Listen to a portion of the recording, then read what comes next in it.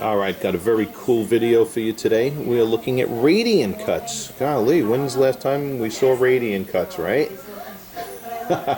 In any case, this suite of radian cuts that we're looking at are all diamonds that are in the either high 2K or low to mid 3000 range. They are 1 carat G, primarily G and H SI1s, or I should say HSI1s, with the exception of the second diamond, which is an E color SI2.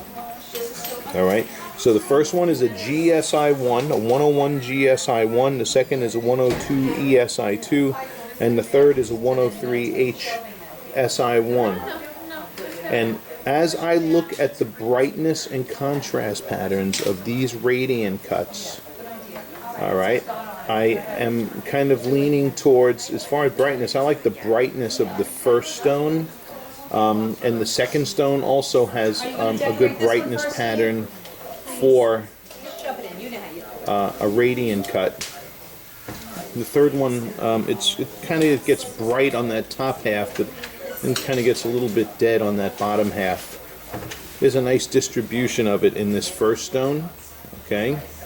And then this is a good looking radian cut too. So we're going to see if the spotlighting makes us lean in any particular direction as we look again at those two. Now, so that's the first three, and the last two are two diamonds, a 101 and a 102 HSI1 radian cut.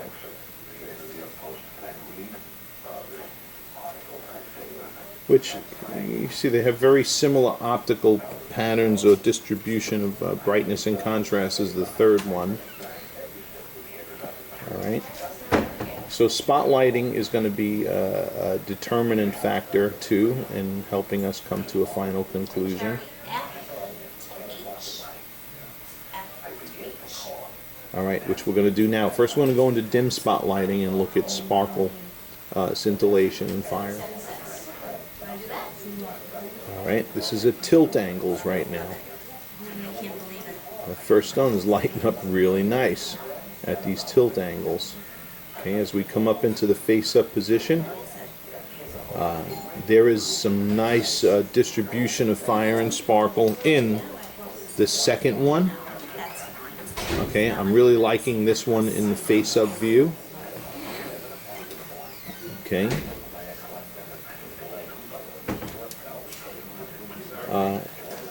I'm still liking the second one better than the third one. Yeah, the first and second cushion. These are the two I think I would boil it down to in this video. You got stronger fire happening at the tilt angles and the diamond on the left. As I come face up, I'm seeing a little bit more in the diamond on the right of those first two. Okay. And here is the last two. I should say the last three.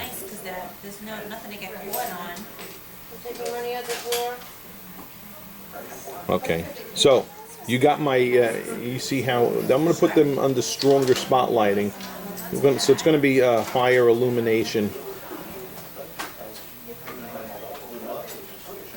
which will also give us another good clear view to fire too. Alright.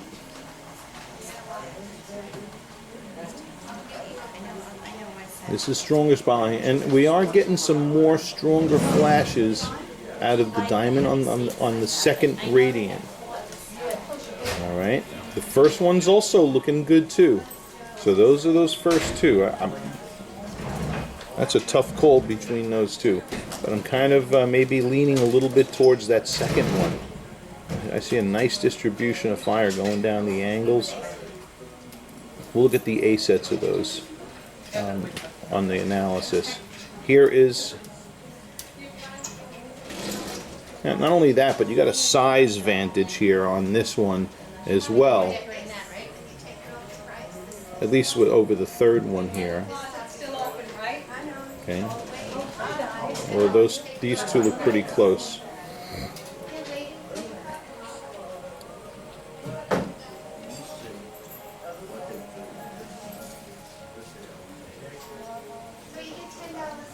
All right, so you can see a lot of radiance. You see why a lot of them look the same, you know. But that second one's that's that ESI2. So overall, I seem to I definitely favor this one in the spotlighting. I like the distribution of fire and sparkle I see in this guy. This one I think I prefer in the diffuse lighting. It still does very well in spotlighting, so you may want to replay this back, look at the two of these in diffuse lighting, and really I think I would ultimately base my decision on, I mean, of course I base it on what I see in both lightings, but diffuse lighting you're going to see your diamond in more often than you will spotlighting. Alright, so think about that, and I look forward to hearing back from you. Alright, and just for a final little wrap up, thought I'd bring these are the first two, the 101 and the 102, the first two radians from the video right here by the window. I mean, and it is a gloomy, cloudy day behind me. So the video is doing a great job of making distinctions of what these diamonds are capturing and reflecting back. Okay. So you may be looking at these two now in natural daylight and saying, oh, one isn't really grabbing me over the other. Take everything into account in each of the lighting environments. But that first one's put out really good brightness, but the second one ain't so is the second one, looking pretty good too. Alright? You know, radian cuts are known for many smaller reflections of light than they are for, say, big, bold, broad reflections. So these two fit the bill pretty good. Now, just to close it out, I'm going to put the third one in here as well, since the last three look so similar. So keep these two burned in your memory banks. And here's the first and the third one, side by side. Okay? Which doesn't look bad either. Alright, in the natural ambient daylight, here that stone number 3 is looking better in the natural light than it did in the indoor light. So, all the food for thought that you need to take into account as you're looking at all these diamonds side by side. Alright, so that that wraps up this clip. Let me know which direction you'd like to head. Thank you for watching.